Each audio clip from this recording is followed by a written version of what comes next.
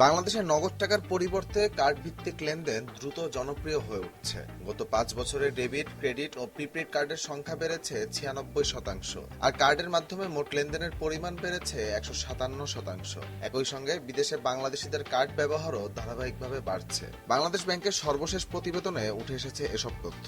Bangladesh bank বলছে, 2021 সালের জুনে দেশে মোট কার্ডের সংখ্যা ছিল প্রায় 2,60,00,000। 2026 সালের মে মাসে তা বেড়ে দাঁড়িয়েছে 5,11,00,000-এর বেশি। এর মধ্যে রয়েছে 3,97,00,000 debit card, 27 lakh credit card এবং 86 লাখের বেশি প্রিপেইড কার্ড। সবচেয়ে বেশি প্রবৃদ্ধি হয়েছে প্রিপেইড কার্ডে, যার সংখ্যা 3.5 বছরে বেড়েছে 154%। কার্ডের সংখ্যা বাড়ার পাশাপাশি বেড়েছে লেনদেনের পরিমাণও। 2021 সালের জুনে যেখানে কার্ডে মোট লেনদেন ছিল 23,825 কোটি টাকা, 2026 সালের মে মাসে তা বেড়ে দাঁড়িয়েছে 61,183 কোটি টাকায়। একই সময় দেশে ক্রেডিট কার্ডে লেনদেন আগের বছরের তুলনায় বেড়েছে 33%-এর বেশি। 2026 সালের মে মাসে বাংলাদেশিরা বিদেশে কার্ড ব্যবহার করে খরচ করেছেন 813 কোটি টাকা। বিপরীতে একই সময়ে বাংলাদেশে বিদেশি কার্ডধারীদের ব্যয় ছিল 312,40,00,000 টাকা। অর্থাৎ বিদেশে বাংলাদেশিদের ব্যয় দেশে বিদেশিদের ব্যয়ের তুলনায় প্রায় 2.5 গুণ বেশি। বিদেশে বাংলাদেশিদের কার্ড ব্যয়ের শীর্ষ গন্তব্য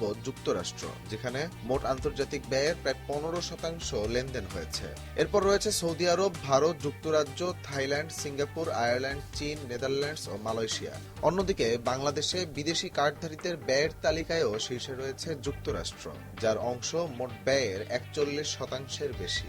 বাংলাদেশ ব্যাংক জানিয়েছে, বর্তমানে দেশের 56টি তফসিলি ব্যাংক ও একটি আর্থিক প্রতিষ্ঠান কার্ড সেবা দিচ্ছে। এর মধ্যে 48টি ব্যাংক আন্তর্জাতিকভাবে গ্রহণযোগ্য credit card, dual currency debit card এবং বৈদেশিক মুদ্রার প্রিপেইড কার্ড ইস্যু করেছে। মে মাস পর্যন্ত এসব প্রতিষ্ঠানের ক্রেডিট কার্ডের মোট অনুমোদিত ঋণসীমা দাঁড়িয়েছে 42,001 কোটি টাকা। কার্ড ভিত্তিক লেনদেনের এই ধারাবাহিক প্রবৃদ্ধি দেশের ক্যাশলেস অর্থনীতির দিকে অগ্রযাত্রার ইতিবাচক ইঙ্গিত। তবে এই গতি ধরে রাখতে সাইবার নিরাপত্তা জোরদার, গ্রাহক সচেতনতা বৃদ্ধি এবং ডিজিটাল অবকাঠামোর আরও উন্নয়নের উপর গুরুত্ব দিয়েছে কেন্দ্রীয় ব্যাংক।